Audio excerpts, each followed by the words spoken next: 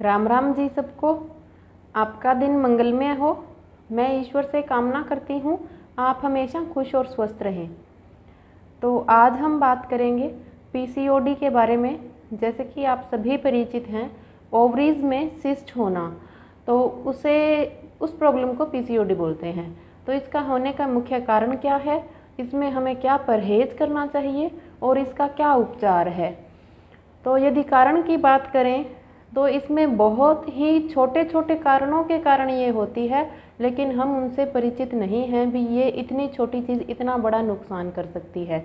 जब सिस्ट यानी कि गांठ की बात आ गई तो ये तो तय हो जाता है कि ये वात का रोग है, क्योंकि जब शरीर में वात बिगड़ेगी तो ही शरीर में गांठें होगी। जैसे कि मैं पहले भी आपको बता चुकी हूँ, जैसे थायराइड है, थायराइड में किसी को गांठ होती है किसी को नहीं होती, तो होती है मतलब ये रोग वात का है। गठिया है, गठिए में भी सूजन आती है, हड्डियों के बीच में गांठ सी बन जाती है, तो ये भी वात का रोग है। यदि आपको ये बता रही हूँ, आपको पहचान करनी हो भी वात का रोग कौन सा है, तो इसमें गांठ आ गई तो ये सीधी सी बात हुई, ये वात का रोग है। अब यदि वात का रोग तो कन्फर्म हुआ, अब पीसीओडी में किसी को ब्लीडिंग ज़्यादा होती है किसी को कम होती है। तो जिसको ज़्यादा होती है उसका वात के साथ पित्त बढ़ा हुआ है, जिसके कारण ब्लीडिंग ज़्यादा होती है, और वो इंसान दुबला पतला दिन प्रतिदिन थकता जाता है, वजन भी कम होता है, वैसे भी थकान कमजोरी आती जाती है। और जिसका कमजोरी तो दोनों में ही आएगी, और जिसको वात के साथ कफ बढ़ा है उसको मोटापा आएगा, वीकनेस तो आएगी ही आएगी, और पीरियड्स कम होते जाएंगे। तो ये दोनों चीज़ें हैं जो आपको पहचान करनी है। अब कौन से में क्या उपचार कर सकते हैं। यदि वात के साथ पित्त बढ़ा है, ब्लीडिंग ज़्यादा हो रही है, तो उसमें आपको गोंद कतीला जो आता है, जिसे हम ठंडा बोलते हैं, आजकल गर्मियों में सब खाते हैं, महिलाओं को उसका सेवन करना चाहिए। साथ में जो हमारे शीशम का पेड़ होता है उसके पत्ते मिश्री के साथ चबा चबा के खाने हैं, तो ये आपका उपचार होगा जिससे ब्लीडिंग कम होगी। लेकिन वायु को कम कैसे करें, वायु को कम करने का दोनों में ही सेम ट्रीटमेंट रहेगा। हमको गाय का घी लेना है, बढ़िया देसी गाय का अरेंज करें।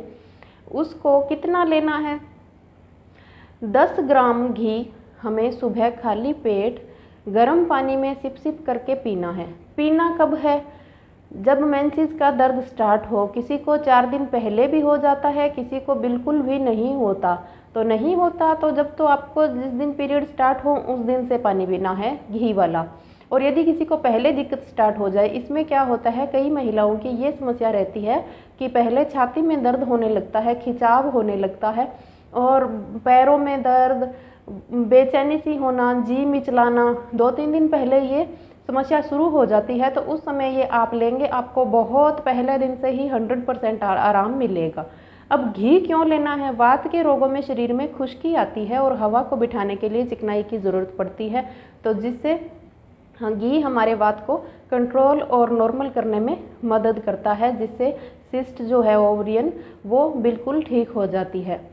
अब बात रही यदि कम आए पीरियड, तो उसमें क्या करना है, उसमें आपको 10-20 ग्राम, 10 से 20 ग्राम के बीच में गुड़ लेना है, 10 ग्राम अजवाइन लेनी है, अजवाइन पीसी हुई होनी चाहिए, 10 ग्राम मेथी लेनी है, मेथी साबुत लेनी है, क्योंकि पीसने पे ये बहुत ज़्यादा गाढ़ा और चिकना हो जाता है जो पीने लायक नहीं रहता।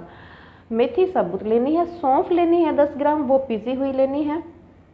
अब इन चारों चीज़ों को यदि नॉर्मल कम है, ठीक ठाक से आपको पीरियड हो रहा है, लेकिन ऐसे महसूस शरीर हमारा करता है कि ये कम है, तो उसमें तो इतना काफ़ी है। यदि किसी को बिल्कुल बंद होने की कगार पे आ गया है, तो उस स्टेज में आप इसके अंदर नीम की छाल थोड़ी कूट कर, थोड़े से 5-7 पत्ते ये भी ऐड करें, और इसको उबालना है 2 गिलास पानी में, 1 गिलास बचने पर छान कर गुनगुना रहने पर पीना है।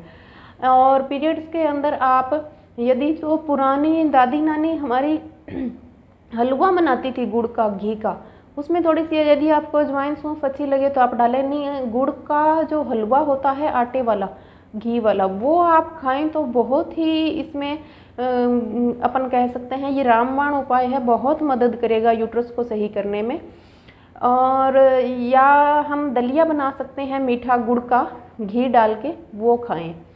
तो ये तो था पीरियड्स ज़्यादा और कम आने पे हमें क्या करना है। दोनों ही स्थितियों में पीसीओडी में आपको गर्म पानी में गाय का घी जरूर पीना है। ये एक रामबाण उपचार है जो हर स्त्री को करना चाहिए, जिससे बहुत ही फ़ायदा मिलेगा।